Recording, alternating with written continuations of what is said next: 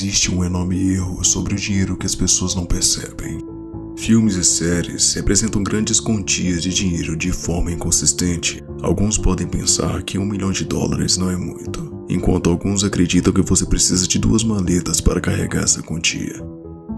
Na realidade, é assim que $1 milhão se parece. This right here represents $100,000, okay? That's $250,000. That represents $1 million in cash right here. Jeff Bezos, o homem mais rico do mundo e fundador da Amazon, que atualmente emprega 1,4 milhões de pessoas em todo o mundo, tem um patrimônio líquido de $201,7 bilhões. No entanto, os trabalhadores do armazém da Amazon recebem apenas $18 por hora e têm poucos benefícios. Um artigo no jornal americano The New York Times revelou que a Amazon tem a rotatividade alta de funcionários. Erros de sua parte fizeram que seus funcionários perdessem seus empregos e seu sistema de monitoramento pesado faz com que seus funcionários tenham medo de fazer pausas para descansar. Então, mesmo com as condições de trabalho precária e remuneração menos do que justa, poucas pessoas continuam trabalhando para empresas como a Amazon. Você vai em um supermercado, faz uma compra por R$7. O que esse dinheiro significa para você? É um papel que você está trocando por um produto? Ou é o tempo que você levou para fazer esses R$7? Se você quiser comprar um carro, quanto tempo e horas extras que você tem que trabalhar para adquiri-lo? Você está em um ciclo que você troca o seu tempo pelo dinheiro. E agora, você está pensando, como eu não percebi isso, Crane? Calma, jovem guerreiro, este é o primeiro passo para o seu despertar. Mas agora, devido à seguinte situação, você me pergunta, como eu saio desse ciclo? Ou como chamam a famosa corrida dos ratos. Tente agora pensar comigo em um livro muito famoso que você já ouviu falar ou até mesmo leu, que é o famoso Pai Rico e Pai Pobre. Você lembra daquela lição que o pai rico ensinou para o seu filho? A resposta é ativos e passivos. Estas duas palavras poderosas definem o sucesso e seu fracasso. Mas o que seria ativos e passivos? Talvez você já saiba ou até mesmo você acha que sabe, mas eu vou definir da melhor maneira para você. Ativo seria o que coloca dinheiro no seu bolso e o passivo é aquilo que tira dinheiro do seu bolso. Mas a questão é, quais são ativos para colocar dinheiro no meu bolso? Junte-se agora à nova visão Gold Vision. Receba no mesmo instante a resposta que nunca te contaram sobre como ficar rico.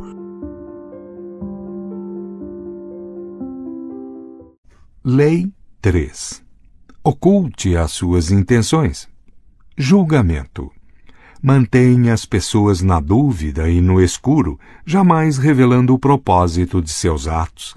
Não sabendo o que você pretende, não podem preparar uma defesa. Leve-as pelo caminho errado até bem longe, envolva-as em bastante fumaça, e quando elas perceberem as suas intenções, será tarde demais. Parte 1. Use objetos de desejo e pistas falsas para enganar os outros. Se em algum momento da sua fraude as pessoas tiverem a mais leve desconfiança quanto às suas intenções, estará tudo perdido. Não lhes dê oportunidade de perceber o que você pretende. Disfarce colocando pistas falsas pelo caminho. Use a falsa sinceridade. Envie sinais ambíguos. Invente objetos de desejo desorientadores. Incapazes de distinguir o falso do verdadeiro, elas não podem ver o seu objetivo real.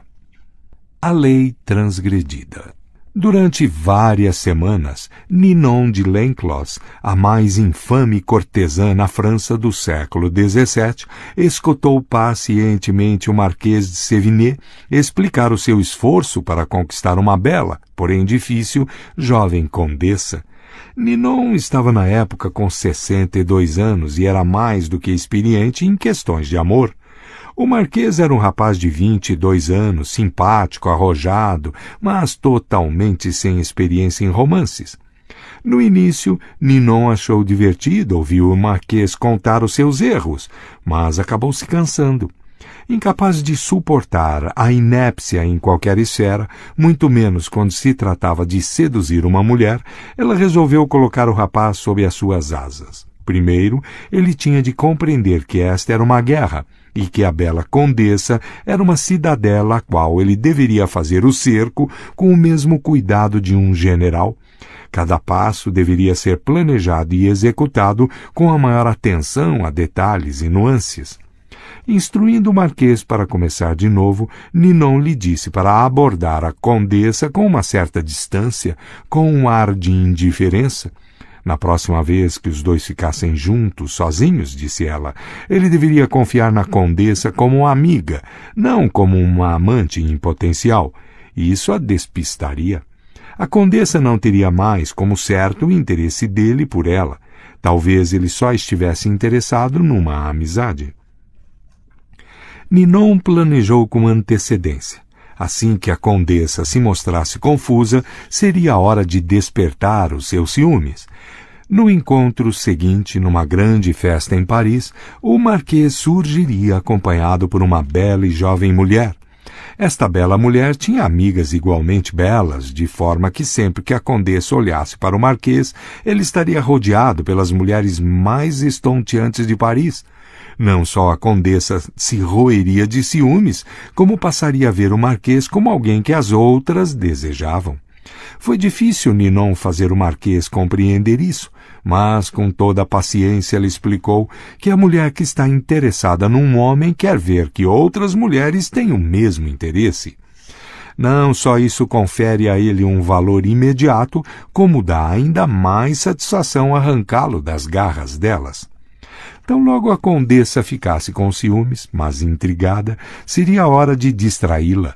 Segundo as instruções de Ninon, o marquês deixaria de comparecer onde a condessa esperasse vê-lo. Depois, de repente, ele apareceria em salões que nunca frequentara antes, mas que a condessa costumava ir sempre. Ela não poderia prever os movimentos dele. Tudo isso a colocaria num estado de confusão emocional que é o pré-requisito para a sedução bem-sucedida. Tudo isso foi feito e levou várias semanas. Ninon monitorava o progresso do marquês. Com sua rede de espionagem, ela soube que a condessa estava rindo mais das suas piadas, ouvindo com mais atenção as suas histórias. Soube que, de repente, a condessa estava fazendo perguntas sobre ele. Suas amigas lhe disseram que nas reuniões sociais a condessa frequentemente procurava pelo marquês, acompanhando seus passos. Ninon tinha certeza de que a jovem mulher estava caindo no feitiço do rapaz. Agora era uma questão de semanas, talvez um mês ou 2, mas se tudo corresse bem, a cidadela viria abaixo. Dias depois, o marquês foi à casa da condessa. Estavam sozinhos. De repente, ele era outro homem, desta vez seguindo seus próprios impulsos e não as instruções de Ninon. Ele segurou as mãos da condessa e lhe declarou seu amor. A jovem mulher pareceu confusa, reação pela qual ele não esperava. Ela foi delicada, mas se desculpou afastando-se. Pelo resto da noite ela evitou o seu olhar e não estava lá para se despedir quando ele foi embora. Nas poucas vezes em que ele voltou a visitá-la, disseram-lhe que ela não estava. Quando ela finalmente o recebeu, os dois se sentiram estranhos e constrangidos um com o outro. O feitiço se quebrara. Interpretação. Ninon sabia tudo sobre a arte de amar. Os grandes escritores, pensadores e políticos da época tinham sido seus amantes, homens como La Rochefoucauld, Molière e Richelieu.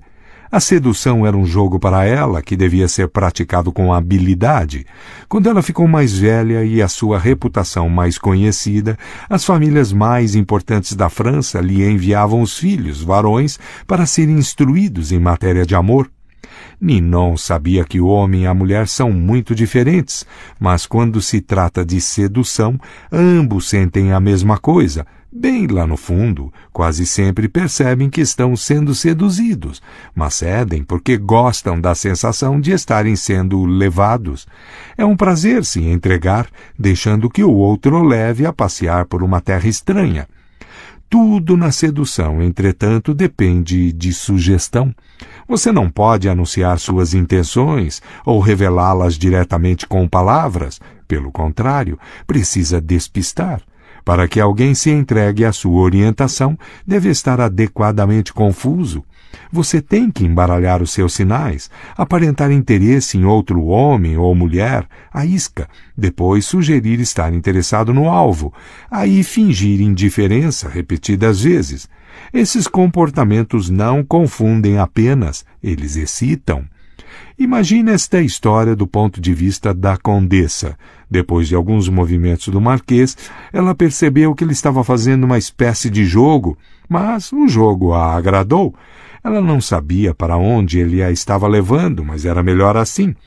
Os movimentos dele a intrigavam. Cada um a mantinha na expectativa do próximo. Ela até gostou do ciúme e da confusão, porque às vezes qualquer emoção é melhor do que a monotonia da segurança. Talvez o marquês tivesse outros motivos. A maioria dos homens tem. Mas ela estava disposta a esperar para ver, e provavelmente, se ele a tivesse feito esperar o bastante, o que ele estava pretendendo não teria importância. Assim que o marquês pronunciou a palavra fatídica, amor, entretanto, tudo mudou. Não era mais um jogo, era uma simples demonstração de paixão.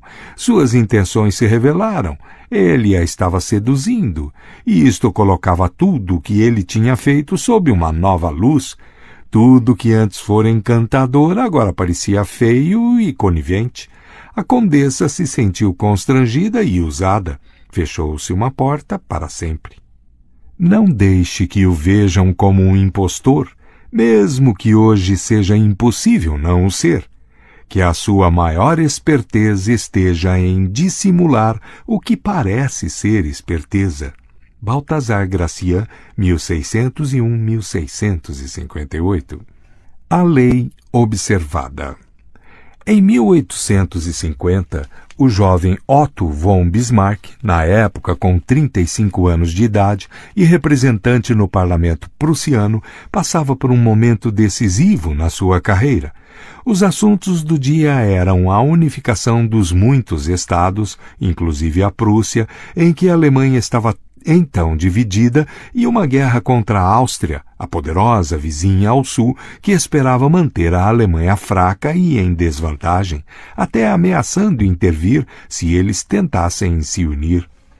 O príncipe Guilherme, o próximo na linha de sucessão ao trono da Prússia, era a favor da guerra, e o parlamento cerrava fileiras em torno da causa, preparado para apoiar uma mobilização das tropas. Os únicos contrários à guerra eram o atual rei, Frederico Guilherme IV, e seus ministros, que preferiam contentar os poderosos austríacos. Em toda a sua carreira, Bismarck foi um leal e até apaixonado defensor da força e do poder prussiano. Ele sonhava com a unificação alemã em declarar a guerra contra a Áustria e humilhar o país que durante tanto tempo manteve a Alemanha dividida. Soldado, ele via a guerra como um negócio glorioso. Este, afinal de contas, era o homem que anos mais tarde diria: as grandes questões da época serão decididas não com discursos e resoluções, mas com ferro e sangue. Patriota apaixonado e amante da glória militar, Bismarck, não obstante, no auge da febre da guerra, fez um discurso no parlamento que deixou todos atônitos. Desgraçado o estadista, disse ele, que faz guerra sem uma razão ainda válida quando a guerra terminar. Depois da guerra, todos verão essas mesmas questões de uma outra forma. Terão coragem de recorrer ao camponês que contempla as cinzas da sua fazenda, ao homem que ficou aleijado, ao pai que perdeu seus filhos. Não só Bismarck seguiu falando sobre a loucura desta guerra, como, o que é mais estranho, elogiou a Áustria e defendeu suas ações. E isto era contrário a tudo que ele havia defendido. As consequências foram imediatas. Bismarck era contra a guerra. O que significava isso? Os outros representantes estavam confusos. Vários mudaram seus votos. No final, o rei e seus ministros ganharam e evitou-se a guerra.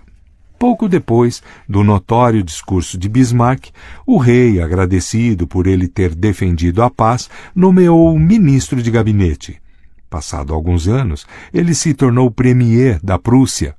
Neste papel, ele conduziu seu país e o rei, amante da paz, a uma guerra contra a Áustria, arrasando o antigo império e fundando um poderoso Estado alemão com a Prússia na chefia. Interpretação. Na época do seu discurso, em 1850, Bismarck fez vários cálculos. Primeiro, ele percebeu que o exército prussiano, que não acompanhara o ritmo dos outros exércitos europeus, não estava preparado para a guerra. Que a Áustria, de fato, poderia muito bem vencer, um resultado desastroso para o futuro. Segundo, se Bismarck tivesse apoiado a guerra e eles perdessem, sua carreira estaria gravemente ameaçada. O rei e seus ministros conservadores queriam a paz. Bismarck queria o poder. A solução era despistar as pessoas apoiando uma causa que ele detestava, dizendo coisas de que ele riria se estivessem saindo da boca de outra pessoa. Enganou-se um país inteiro. Foi devido ao discurso de Bismarck que o rei o nomeou ministro, posição de onde, rapidamente, ascendeu a de primeiro-ministro, conquistando o poder necessário para reforçar o exército prussiano e conseguir o que ele sempre quis, humilhar a Áustria e unificar a Alemanha sob a liderança da Prússia. Bismarck foi certamente um dos estadistas mais astutos, um mestre da estratégia e da dissimulação. Ninguém desconfiou do que ele estava armando neste caso.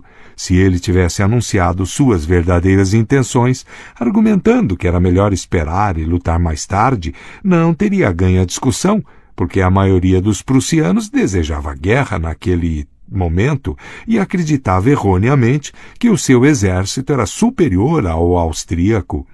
Se tivesse bajulado o rei, pedindo para ser nomeado ministro em troca de apoio à paz, também não teria tido sucesso. O rei teria desconfiado da sua ambição e duvidado da sua sinceridade. Sendo totalmente insincero e enviando sinais falsos, entretanto, ele enganou todo mundo, escondeu seus propósitos e conseguiu tudo o que queria. Tal é o poder de se ocultar intenções. As chaves do poder. As pessoas, na sua maioria, são como um livro aberto. Elas dizem o que sentem, não perdem oportunidade de deixar escapar opiniões e, constantemente, revelam seus planos e intenções. Elas fazem isso por vários motivos. Primeiro, é fácil e natural querer sempre falar dos próprios sentimentos e planos para o futuro. É difícil controlar a língua e monitorar o que se revela. Segundo, muitos acreditam que, sendo honestos e francos, estão conquistando o coração das pessoas e mostrando a sua boa índole. Eles estão imensamente iludidos. A honestidade é, na verdade, uma faca sem fio, mais sangra do que corta. A sua honestidade provavelmente vai ofender os outros.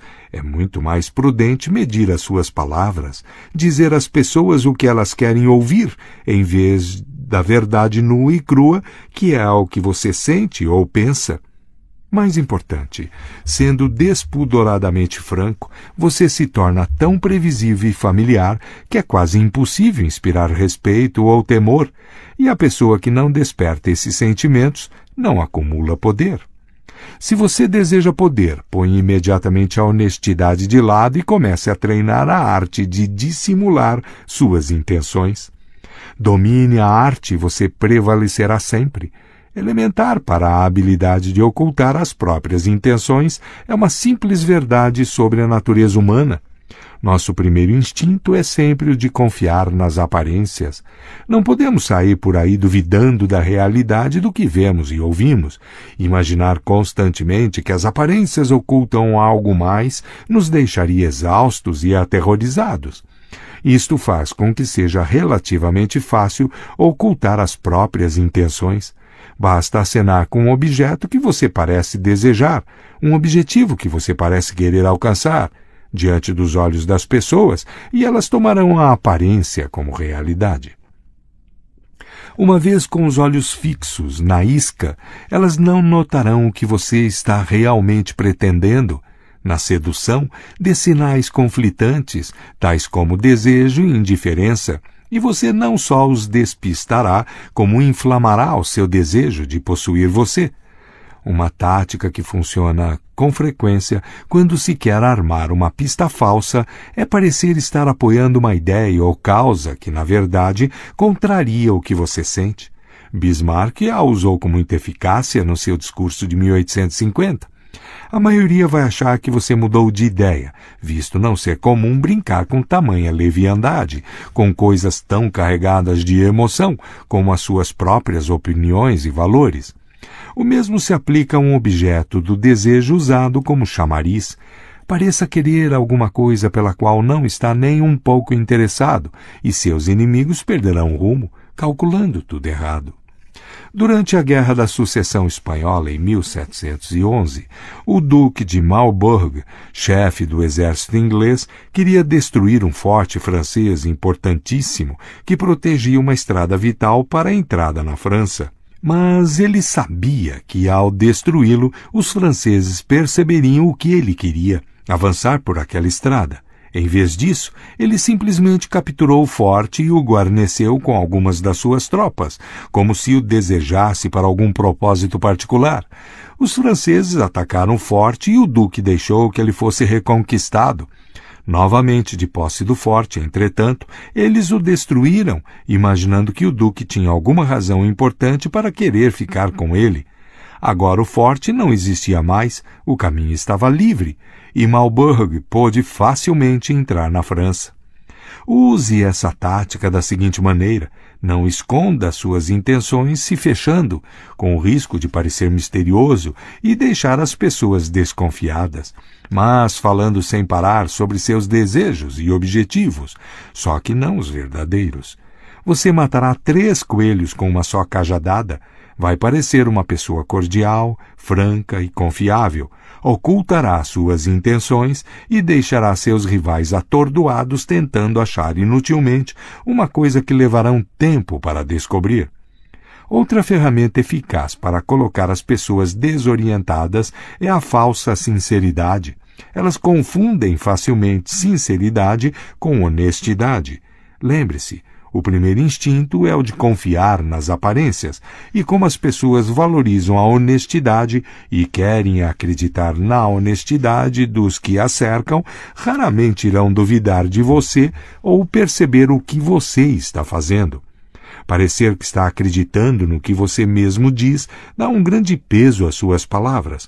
Foi assim que Iago enganou e destruiu Otelo, diante da intensidade das suas emoções, da aparente sinceridade da sua preocupação com a suposta infidelidade de Desdémona. Como Otelo poderia desconfiar dele? Foi assim também que o grande charlatão, Yellow Kid, veio, tapou os olhos das suas vítimas, parecendo acreditar tanto no objeto isca que acenava diante deles. Um cavalo falso, um cavalo de corrida apresentado como uma barbada. Ficava difícil duvidar da sua realidade. Claro que é importante não exagerar nessa área. A sinceridade é uma arma traiçoeira. Aparente estar apaixonado demais e despertará suspeitas. Seja uma pessoa comedida e em que se possa acreditar, ou a sua artimanha parecerá a fraude que ela é. Para que a sua falsa sinceridade seja uma arma eficaz, ocultando as suas verdadeiras intenções, adote a fé na honestidade e na franqueza como valores sociais importantes. Faça isso da forma mais pública possível. Enfatize a sua posição quanto a isso, divulgando ocasionalmente alguma ideia sincera, mas só aquela realmente sem importância ou irrelevante, é claro. O ministro de Napoleão, Talleyrand, era mestre em despertar a confiança das pessoas, revelando um suposto segredo. Esta confiança fingida, a isca, despertava em seguida a confiança verdadeira do outro. Lembre-se, os maiores impostores fazem de tudo para encobrir suas virtudes traiçoeiras. Cultivam um ar de pessoa honesta numa área para disfarçar a sua desonestidade em outras. A honestidade é simplesmente mais uma isca no seu arsenal. Parte 2. Disfarce as suas ações entre cortinas de fumaça. Trapacear é sempre a melhor estratégia, mas as melhores trapaças exigem uma cortina de fumaça para distrair a atenção das pessoas do seu verdadeiro propósito. O exterior afável, com uma inescrutável cara de pau, é quase sempre a cortina de fumaça perfeita, escondendo suas intenções por trás do que é confortável e familiar. Se você conduzir a vítima por um caminho conhecido, ela não perceberá que você a está levando para uma armadilha. A lei observada. 1. Em 1910, um certo Sam Geisel, de Chicago, vendeu o seu armazém por aproximadamente $1 milhão. Acomodou-se numa semi-aposentadoria e ficou administrando as suas diversas propriedades. Mas, lá no fundo, sentia saudades dos velhos tempos de negociante. Um dia, um jovem chamado Joseph foi visitá-lo no seu escritório, querendo comprar um apartamento que ele estava vendendo. Geisel expôs os termos. O preço era $8 mil, mas ele queria apenas $2 mil de entrada. Disse que ia pensar, mas voltou no dia seguinte e propôs pagar os $8 mil à vista, em dinheiro, se Geisel esperasse uns 2 dias até ele encerrar um negócio em andamento. Mesmo semi-aposentado, um negociante esperto como Geisel ficou curioso para saber como arrumaria tanto dinheiro, mais ou menos uns $150 mil hoje, tão rápido. Parecia não querer dizer e mudava logo de assunto, mas Geisel insistiu. Finalmente, depois da garantia de sigilo, contou a seguinte história. Seu tio era secretário de um grupo de financistas multimilionários. Estes ricaços tinham comprado um pavilhão de caça em Michigan há uns 10 anos, pagando barato. Como não usavam o pavilhão há alguns anos, resolveram passá-lo adiante e pediram ao tio de para vender pelo preço que conseguisse. Por boas razões, pessoais, o tio vinha com raiva dos milionários há anos. Era sua chance de se vingar. Venderia a propriedade por $35 mil para um testa de ferro. Quem? Caberia descobrir. Os financistas eram ricos demais para se preocupar com um preço tão baixo. O testa de ferro, por sua vez, a venderia novamente pelo preço real, em torno de $155 mil. O tio e o terceiro homem dividiriam os lucros desta segunda venda. Era tudo legal e por uma boa causa, a legítima desforra do tio. Geisel não quis saber de mais nada, seria ele o testa de ferro. Relutava em envolvê-lo na história, mas Geisel não desistia. A ideia de um grande lucro, somada a uma pequena aventura, o fazia vibrar. Explicou que Geisel teria de dar os $35 mil em dinheiro para fazer o negócio. Milionário, Geisel disse que conseguiria isso num estalar de dedos. Finalmente cedeu e concordou em marcar um encontro com o tio, Geisel e os financistas, em Galesburg, Illinois. No trem para Galesburg, Geisel conheceu o tio, um homem impressionante, com quem discutiu avidamente sobre negócios. Também trouxe um companheiro, um homem meio barrigudo, chamado George Gross. Explicou a Geisel que era um treinador de boxe e Gross era um dos futuros campeões que ele treinava e que tinha pedido a Gross para acompanhá-lo a fim de garantir que o lutador se mantivesse em forma. Como futuro campeão, Gross não impressionava muito. Tinha os cabelos grisalhos e uma barriga de chope, mas Geisel estava tão entusiasmado com o negócio que nem deu bola para a flacidez do sujeito. Chegando em Galesburg, e o tio foram buscar os financistas enquanto Geisel esperava num quarto de hotel com Gross, que logo colocou seu calção de boxe. Como Geisel olhava distraído, Gross começou a dar socos no ar, como se estivesse treinando com um adversário imaginário. Geisel estava tão distraído que não percebeu como o boxeador ficou ofegante minutos depois de começar o exercício, embora o seu estilo parecesse bastante real.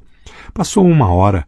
Veio e o tio voltaram com os financistas, um grupo majestoso e intimidante de homens muito bem vestidos. A reunião correu tranquila e os financistas concordaram em vender o pavilhão para Geisel, que já tinha entrado em contato com um banco local para conseguir os $35.000. Resolvida esta parte insignificante do negócio, os financistas voltaram a se sentar em suas cadeiras e começaram a caçoar das altas finanças, falando de J.P. Morgan como se conhecessem o homem. Finalmente um deles notou o boxeador num dos cantos da sala. Veio e explicou o que ele estava fazendo ali.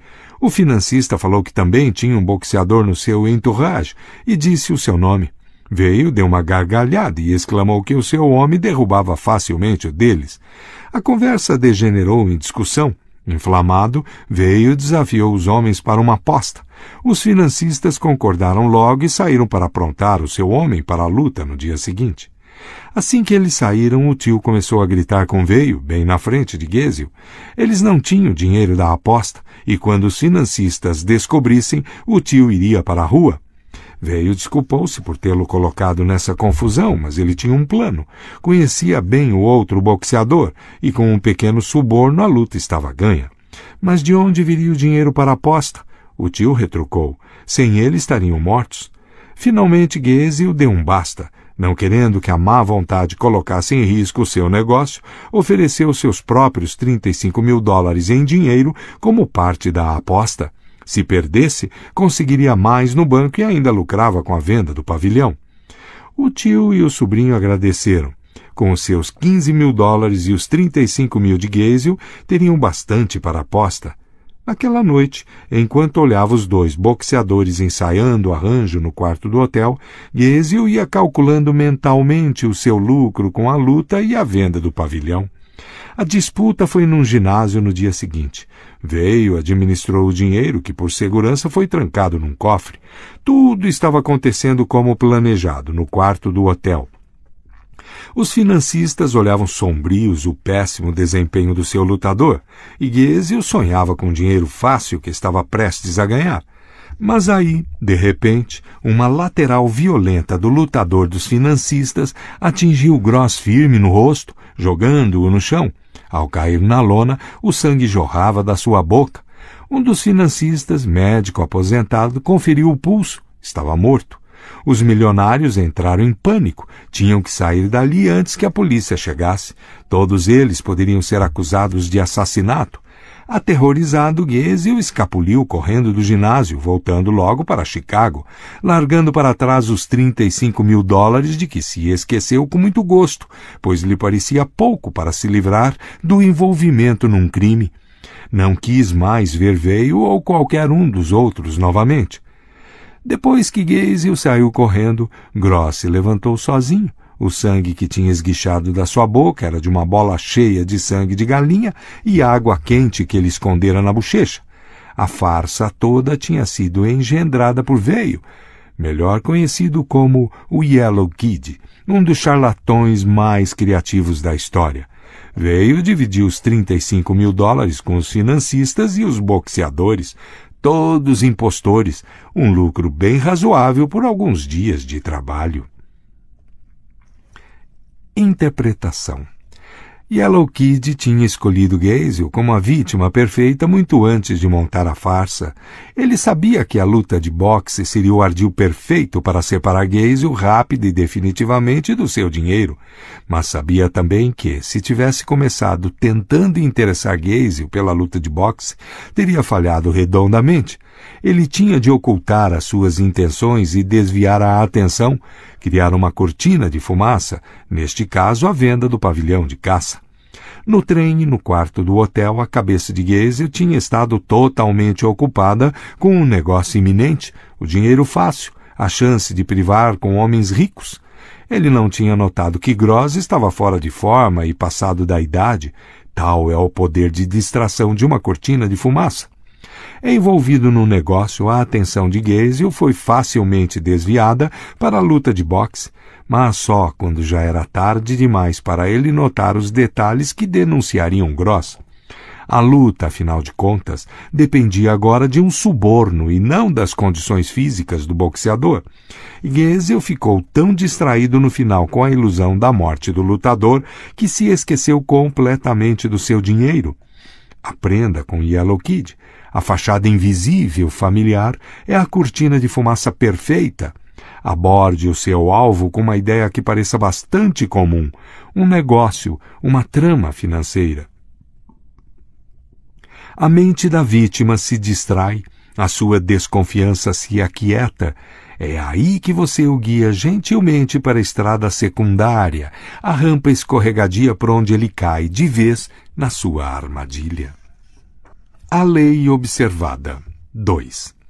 Entre 1920 e 1930, os poderosos senhores da guerra na Etiópia começaram a perceber que um jovem nobre chamado Haile Selassie, também conhecido como Ras Tafari, estava vencendo todos eles e prestes a poder se proclamar seu líder, unificando o país pela primeira vez em muitas décadas. A maioria dos seus rivais era incapaz de compreender como este homem fino, tranquilo e delicado tinha conseguido assumir o controle. Mas, em 1927, Selassie conseguiu convocar os comandantes dos exércitos, um de cada vez, para ir a Addis Abeba, jurar fidelidade e reconhecê-lo como líder. Alguns se apressaram, outros hesitaram, mas só um, Dejasmash Bausha, de Sidamo, ousou desafiar Selassie totalmente. Homem tempestuoso, Bausha era um grande guerreiro e considerava o novo líder fraco e indigno. De propósito, ele se manteve longe da capital. Finalmente, Selassie, da sua maneira gentil, porém firme, ordenou que Bausha se apresentasse. O comandante resolveu obedecer, mas viraria a mesa desse pretendente ao trono etíope. Seguiria para Addis Abeba no seu próprio ritmo e com um exército de 10.000 homens, força suficiente para se defender, talvez até para iniciar uma guerra civil. Estacionando a sua formidável tropa num vale a cerca de 5 quilômetros da capital, ele esperou, como faria um rei. Selassie teria que ir até ele. Selassie enviou emissários, convidando Bausha para um banquete em sua homenagem. Mas Bausha, que não era nenhum tolo, conhecia a história. Sabia que antigos reis e senhores da Etiópia tinham usado banquetes como armadilha. Uma vez lá, e bêbado, Selassie o mandaria prender ou matar. Para mostrar que tinha compreendido o que estava acontecendo, ele aceitou, mas com a condição de poder levar a sua guarda pessoal, 600 dos seus melhores soldados, armados e prontos para defender a ele e a si próprios. Para surpresa de Bausha, Selassie respondeu com toda a cortesia, dizendo que era uma honra recepcionar tais guerreiros. A caminho do banquete, Bausha avisou seus soldados para não beber e montar guarda. No palácio, Selassie foi gentilíssimo. Tratou Bausha com respeito, como se precisasse desesperadamente da sua aprovação e cooperação. Mas Bausha se recusou a ser seduzido e avisou Selassie que se ele não voltasse ao acampamento ao anoitecer, seu exército tinha ordens para atacar a capital. Selassie reagiu como se tivesse ficado magoado com a sua desconfiança. Durante a refeição, na hora das canções tradicionais em homenagem aos líderes etíopes, ele fez questão de que se cantassem apenas as que homenageavam o general de Sidamo. A Bausha pareceu que Selassie estava com medo, intimidado por este grande guerreiro a quem ninguém conseguia enganar. Percebendo a mudança, Bausha acreditou que ele é quem daria as cartas no futuro. Ao fim da tarde, Bausha e seus soldados começaram a marcha de volta ao acampamento, em meio a aplausos e salvas de artilharia. Olhando por sobre os ombros para a capital, ele planejou a sua estratégia, como seus marchariam pelas ruas da capital em triunfo dentro de semanas, e Selassie seria colocado no seu devido lugar, a prisão ou o cadafalso. Quando ia se aproximando do acampamento, entretanto, Bausha percebeu que havia algo de muito errado por ali. Onde antes se erguiam tendas coloridas a perder de vista, agora não havia nada. Apenas a fumaça de fogueiras extintas. Que magia infernal era essa? Uma testemunha contou o que tinha acontecido. Durante o banquete, um grande exército, comandado por um aliado de Selassie, tinha entrado no acampamento de Bausha por uma estrada secundária que ele não tinha visto. Este exército não viera para lutar, sabendo que o general escutaria os ruídos de uma batalha e voltaria correndo com os 600 homens de sua guarda pessoal. Selassie armou as suas próprias tropas com cestos de ouro e dinheiro. Elas cercaram o exército de Bausha, decididas a comprar até a última das suas armas. Quem se recusasse era facilmente intimidado. Dentro de poucas horas, toda a força de Bausha estava desarmada e espalhando-se por todas as direções. Percebendo que estava em perigo, Bausha resolveu marchar para o sul com seus 600 soldados para se reorganizar. Mas o mesmo exército que desarmara seus soldados tinha bloqueado o caminho. A outra saída era marchar para a capital, mas Selassie tinha armado um grande exército para defendê-la. Como um jogador de xadrez, ele previu os movimentos de Bausha e lhe deu um xeque-mate. Pela primeira vez, Bausha se rendeu. Em sinal de arrependimento por seu orgulho e ambição, ele concordou em ingressar no mosteiro. Interpretação. Durante todo o longo reinado de Selassie, ninguém conseguiu entendê-lo. Os etíopes gostam de seus líderes violentos, mas Selassie, que vestia a fachada de um homem gentil, amante da paz, durou mais do que qualquer um deles. Jamais zangado ou impaciente, ele atraía suas vítimas com sorrisos amáveis, seduzindo-os com charme e subserviência antes de atacar. No caso de Bausha, Selassie jogou com a prudência do homem a sua desconfiança de que o banquete fosse uma armadilha, o que de fato foi. Mas não uma que ele estava esperando. A sua maneira de acalmar os temores de Bausha, deixar que ele levasse os seus guarda-costas ao banquete, dar-lhe ampla publicidade, permitir que ele achasse que estava controlando a situação, criou uma espessa cortina de fumaça, escondendo a ação real que acontecia a quilômetros de distância. Lembre-se, os paranoicos e desconfiados são os mais fáceis de enganar. Conquiste a sua confiança numa área e você terá a cortina de fumaça que turva a visão deles em outra, deixando que você se aproxime de manso e os arrase com um golpe devastador. Um gesto prestativo ou aparentemente honesto, ou que sugira a superioridade do outro, estas são táticas diversionistas perfeitas. Adequadamente montada, a cortina de fumaça é uma arma poderosíssima. Ela permitiu que o gentil Selassie destruísse totalmente o seu inimigo sem disparar uma só bala. Não subestime o poder de Tafari. Ele se move furtivamente como um rato, mas tem mandíbulas de leão. As últimas palavras de Bausha antes de entrar para o mosteiro. As chaves do poder. Se você acha que trapaceiros são aquela gente pitoresca que ilude com mentiras elaboradas e histórias incríveis, está muito enganado. Os maiores impostores são os que utilizam uma fachada suave e invisível que não chama a atenção. Eles sabem que gestos e palavras extravagantes levantam logo suspeita. Pelo contrário, eles envolvem o seu objetivo numa aura familiar, banal, inofensiva. Nas negociações de Hello Kid veio com San Gesell, o familiar era um negócio. No caso etíope, foi a subserviência ilusória de Selassie, exatamente o que Bausha esperaria de um general mais fraco. Depois que você tiver atraído a atenção das suas vítimas para o familiar, elas não notarão a fraude que está ocorrendo pelas suas costas. A origem disso está numa verdade muito simples. As pessoas só conseguem focalizar uma coisa de cada vez. É realmente muito difícil para elas imaginar que a pessoa suave e inofensiva com quem estão lidando está ao mesmo tempo tramando outra coisa. Quanto mais cinza e uniforme a fumaça da sua cortina, melhor ela esconde as suas intenções.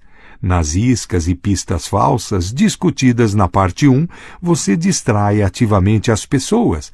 Na cortina de fumaça, você ilude a sua vítima, atraindo-a para a sua teia. Por ser tão hipnótica, esta é com frequência a melhor maneira de dissimular suas intenções. A forma mais simples de cortina de fumaça é a expressão facial. Por trás de um exterior brando e legível, podem estar sendo tramados todos os tipos de ações violentas e prejudiciais, sem serem percebidas. Esta é uma arma que a maioria dos homens poderosos na história aprendem a usar à perfeição. Dizia-se que ninguém era capaz de ler o rosto de Franklin D. Roosevelt. O barão James Rothschild teve por hábito, durante toda a sua vida, disfarçar o que estava realmente pensando com sorrisos afáveis e olhares indefiníveis. Stendhal escreveu a respeito de Talleyrand: jamais um rosto serviu tão pouco de barômetro. Henry Kissinger fazia seus adversários numa mesa de negociação chorar de tédio. Com seu tom de voz monótono, seu olhar inexpressivo, seus detalhamentos intermináveis. E aí, quando já estavam com o olhar esgazeado, eles os atingia de repente, com uma relação de termos ousados. Apanhados desprevenidos, intimidavam-se facilmente. Como explica o manual de pôquer? Na sua vez de jogar, o bom jogador raramente é um ator. Pelo contrário, ele pratica um comportamento frio que minimiza os padrões legíveis, frustra e confunde o adversário e permite mais concentração. Um conceito adaptável. A cortina de fumaça pode ser praticada em vários níveis, todos jogando com os princípios psicológicos da distração e da desorientação. Uma das cortinas de fumaça mais eficazes é o gesto nobre. As pessoas querem acreditar que gestos aparentemente nobres são autênticos, porque é uma crença agradável. Elas raramente notam como eles enganam. O comerciante de peças de arte Joseph Duvain se viu certa vez diante de um terrível problema. Os milionários que pagavam tão bem por seus quadros não tinham mais tanto espaço nas suas paredes, e com os impostos sobre herança subindo cada vez mais, parecia pouco provável que continuassem comprando.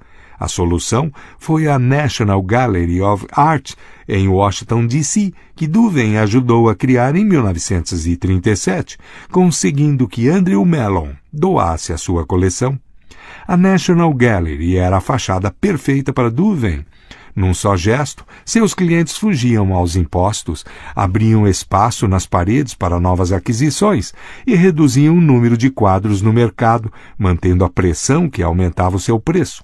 Tudo isto enquanto os doadores aparentavam ser benfeitores da sociedade. Outra cortina de fumaça eficaz é o padrão, quando se estabelece uma série de ações que seduzem a vítima e a fazem acreditar que as coisas continuarão sempre da mesma maneira. O padrão joga com a psicologia da expectativa. Nosso comportamento se encaixa no padrão, ou assim gostamos de pensar. Em 1878, o barão ladrão americano Jay Gould criou uma empresa que começou a ameaçar o monopólio da companhia de telégrafos Western Union. Os diretores da Western Union resolveram comprar a empresa de Gould. Foi preciso dispor de uma quantia considerável, mas eles achavam que tinham conseguido se livrar de um irritante adversário. Poucos meses depois, entretanto, Gould estava lá de novo, queixando-se de que fora tratado injustamente.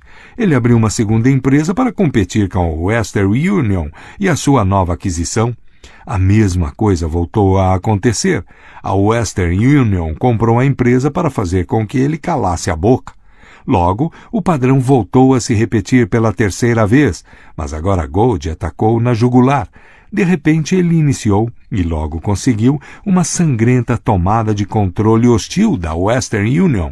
Ele tinha estabelecido um padrão que iludiu os diretores da empresa, fazendo-os achar que o seu objetivo era ser comprado por um preço razoável. Depois de comprar, eles relaxavam e não percebiam que estavam, na verdade, apostando mais alto. O padrão funciona muito bem porque a pessoa se ilude esperando o contrário do que você está realmente fazendo. Outra fraqueza psicológica que serve de base para se construir uma cortina de fumaça é a tendência que as pessoas têm de confundir aparência com realidade. A ideia de que se alguém parece fazer parte do seu grupo é porque faz realmente. Este hábito faz da camuflagem uma fachada muito eficaz.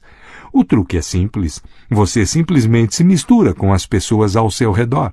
Quanto mais você se misturar, menos suspeito se tornará. Durante a Guerra Fria das décadas de 1950 e 1960, como hoje se sabe, muitos funcionários públicos britânicos passaram informações secretas para os soviéticos. Ninguém descobriu nada durante anos porque eles eram, aparentemente, sujeitos honestos, tinham frequentado boas escolas e se adequavam perfeitamente ao modelo da rede de ex-alunos de escolas de prestígio. A mistura é a cortina de fumaça perfeita para espionagem. Quanto mais você se misturar, melhor conseguirá disfarçar suas intenções. Lembre-se, é preciso paciência e humildade para apagar as suas cores brilhantes e colocar a máscara da pessoa insignificante. Não se desespere por ter de usar esta máscara apagada. Quase sempre é a sua ilegibilidade que atrai os outros e faz você parecer poderoso. Imagem. A pele da ovelha. A ovelha não saqueia. A ovelha não engana. A ovelha é magnificamente tola e dócil. Com a pele da ovelha nas costas, a raposa entra direto no galinheiro. Autoridade. Já ouviu falar de um general muito hábil que pretende surpreender uma cidadela anunciando seus planos ao inimigo? Oculte os seus propósitos e esconda o seu progresso. Não revele a extensão dos seus objetivos até ser impossível se opor a eles, até terminar o combate. Conquiste a vitória antes de declarar a guerra. Em resumo, imite aqueles guerreiros cujas intenções ninguém sabe, exceto o país destruído por onde eles passaram. Ninon de Lenclos, 1623-1706. O inverso. Não há cortina de fumaça, pista falsa, insinceridade ou outra tática diversionista qualquer que disfarce as suas intenções se você já tiver fama de impostor. Com a idade e o sucesso que você vai alcançando, se torna cada vez mais difícil disfarçar a sua esperteza. Todos sabem que você é dissimulado. Continue bancando ingênuo e corra o risco de parecer um grande hipócrita, o que limitará seriamente seu espaço de manobra. Nesses casos, é melhor assumir, aparentar ser um patife honesto, ou melhor, um patife arrependido. Não só vão admirá-lo por sua franqueza, como, o que é mais estranho e maravilhoso, você vai conseguir continuar com as suas artimanhas. À medida que ia ficando mais velho, P.T. Barnum, o rei da fraude no século XIX, foi aprendendo a aceitar a sua reputação de grande impostor. Num determinado momento, ele organizou uma caça a búfalos em Nova Jersey completa, com índios e alguns búfalos importados. Ele divulgou a caçada como sendo autêntica, mas o resultado foi tão artificial que a multidão, em vez de ficar zangada e pedir o dinheiro de volta, se divertiu muito. Eles sabiam que Barnum trapaceava o tempo todo, era o segredo do seu sucesso, e gostavam dele por isso. Aprendendo a lição, Barnum parou de esconder as suas artimanhas, chegando até a revelar suas fraudes numa autobiografia. Como escreveu Kierkegaard, o mundo quer ser enganado. Finalmente, embora seja mais sábio distrair a atenção dos seus propósitos, apresentando um exterior suave e familiar, há momentos em que o gesto colorido, visível, é a tática diversionista correta. Os grandes charlatões saltimbancos da Europa nos séculos XVII e XVIII usavam o humor e o divertimento para iludir suas plateias. Deslumbrado com o espetáculo, o público não percebia as verdadeiras intenções dos charlatões. Assim, o próprio astro charlatão aparecia na cidade numa carruagem negra, puxado por cavalos negros. Palhaços, funâmbulos e artistas de espetáculos de variedade o acompanhavam, atraindo o povo para suas demonstrações de elixires e poções milagrosas. O charlatão fazia o divertimento parecer o assunto do dia, quando, na verdade, o assunto do dia era a venda dos elixires e poções milagrosas. Espetáculos de divertimento são, nitidamente, excelentes artifícios para dissimular as suas intenções, mas não podem ser usados indefinidamente. O público se cansa e desconfia e acaba percebendo o truque. Pessoas poderosas com exteriores afáveis, por outro lado, os Talleyrand, os Rothschild, os Selassie, podem praticar suas dissimulações no mesmo lugar a vida inteira. Seu ato não se desgasta e raramente levanta suspeitas. A cortina de fumaça colorida deve ser usada com cautela, portanto, e só na ocasião certa. Notas. Jeú, rei de Israel, finge adorar o ídolo Baal. Ajuntou Jeú a todo o povo e lhe disse: Acabe serviu pouco a Baal, Jeú, porém, muito o servirá. Pelo que chamai-me agora todos os profetas de Baal, todos os seus servidores e todos os seus sacerdotes.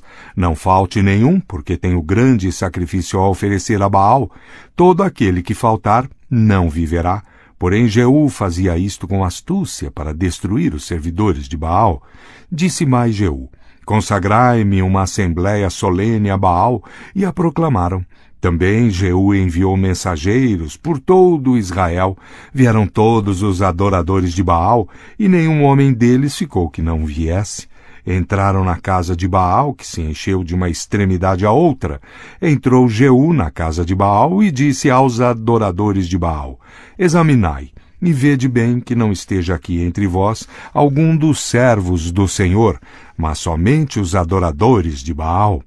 E entrando eles a oferecerem sacrifícios e holocaustos, Jeú preparou da parte de fora 80 homens e disse-lhes: Se escapar algum dos homens que eu entregar em vossas mãos, a vida daquele que o deixar escapar responderá pela vida dele. Sucedeu que, acabado o oferecimento do holocausto, ordenou Jeú aos da sua guarda e aos capitães: Entrai, feri-os, que nenhum escape.